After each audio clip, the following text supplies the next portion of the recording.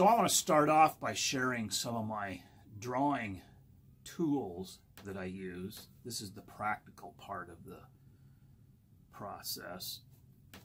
First of all, these two things right here are probably the most important. I mean, I have these with me all the time. That's why I wear this jacket that I have on all the time.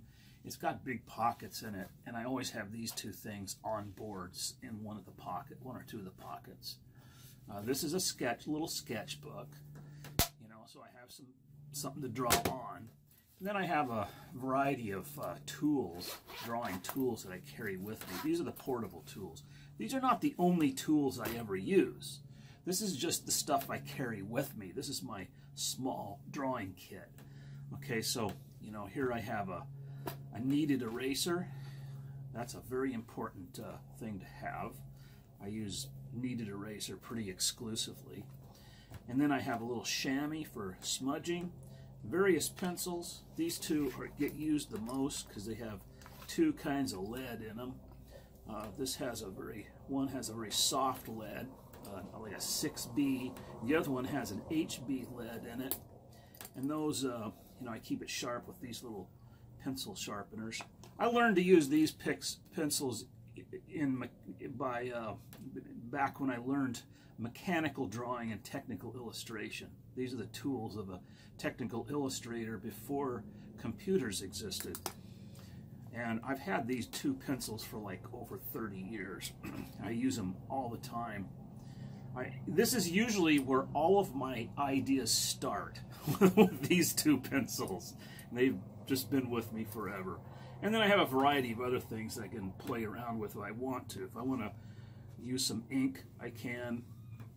Sometimes I use charcoal as well. That's another, but that'll be another video for that. But anyway, and then this one behind me is just a large size sketchbook. And this is what I usually have in the van somewhere, you know, where I can have pages just to flip through.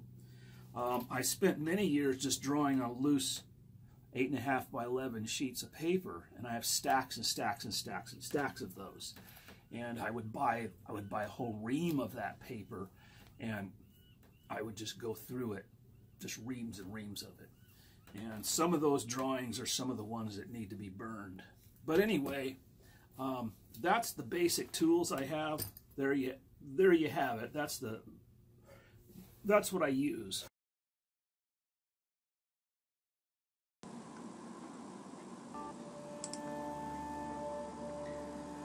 I will take you through an inner journey while I draw, so that you can get an idea of what goes on inside of an artist while he's drawing. At least, this is what goes on inside of this artist. When I begin a drawing, I usually have no idea what I'm going to draw. This particular drawing is strictly from my imagination with no reference of any kind. Rather than ponder different possible subjects to draw, I've learned to be aware of an inner conversation that usually begins the moment I face an empty page or canvas. It's a conversation between three voices. It's a debate between my rational mind, my free-form emotional heart, and my physical body. Over the years, I've allowed this conversation to play out as I draw. Sometimes there are interesting results that I wouldn't have been able to see ahead of time, because a drawing is not something that you make. It is something to be discovered. I'm an explorer, mapping an inner nomadic journey as I put down marks on a surface. As I mentioned before, it is most important to take action first and allow inspiration to take hold as I progress, because if I wait for inspiration to come along before I start, it often never does. Action precedes desire. Action precedes inspiration. I've found this to be true of many things in life besides just drawing. Drawing is as much a tactile and kinesthetic experience as it is a visual one. Just watch children draw sometime, especially watch toddlers who are experiencing drawing for the first time. They put a crayon in their mouth, drool on the page, and usually don't even look at the marks on the surface until they're guided to move their little hands across it.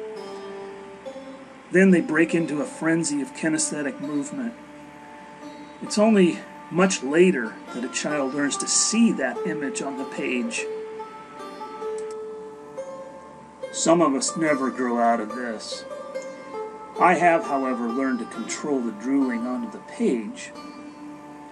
These first marks on a surface are much like those of a toddler, but with a few more years of practice behind them. Conversation is underway the moment this action is taken. The body rebels because it would rather sleep. My free-form heart refuses to be pinned down and wants to freely wander, while my mind immediately objects and declares this activity to be a waste of time. They are three parts of me that are somehow tethered together, but also wanting to go their own separate way.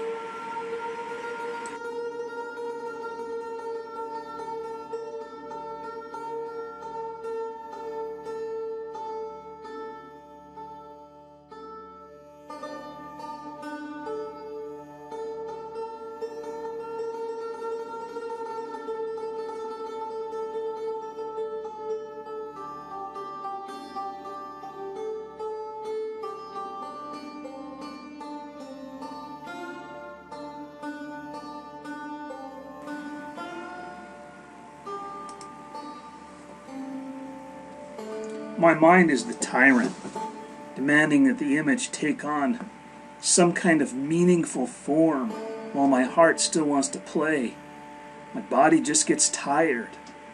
Who will win? Eventually the smoke trails turn into some kind of form. In this drawing, a face has emerged from the smoke trails. I've heard modern New Age spiritual teachings say that we must always follow the heart. I disagree. I've found it important to allow all of the voices to have a say. There's a biblical verse warning us that the heart can be deceitful, but with a pure heart we can see God. I'm careful not to stifle my mind, body, or my heart, because they're all parts of me that need to breathe.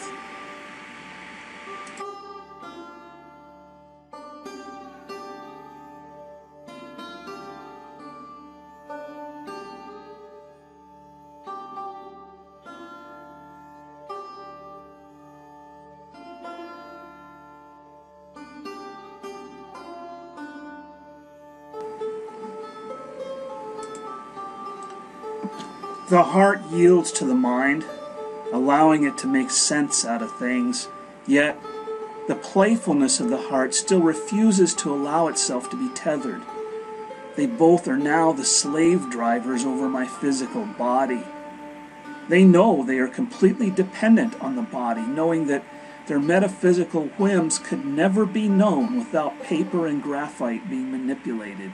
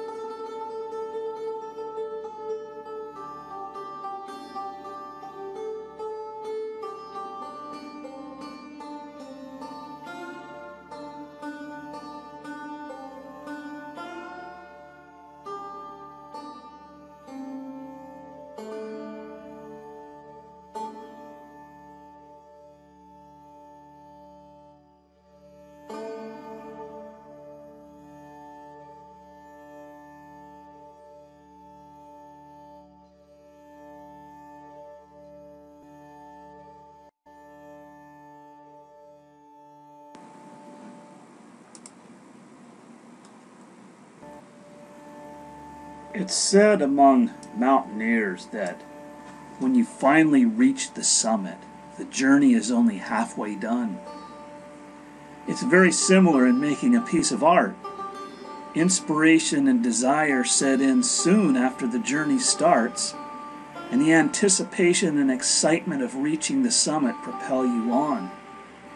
But once that goal is reached, it is the will to survive that gets you back home. With a piece of art, it is easy to stop halfway and abandon the piece.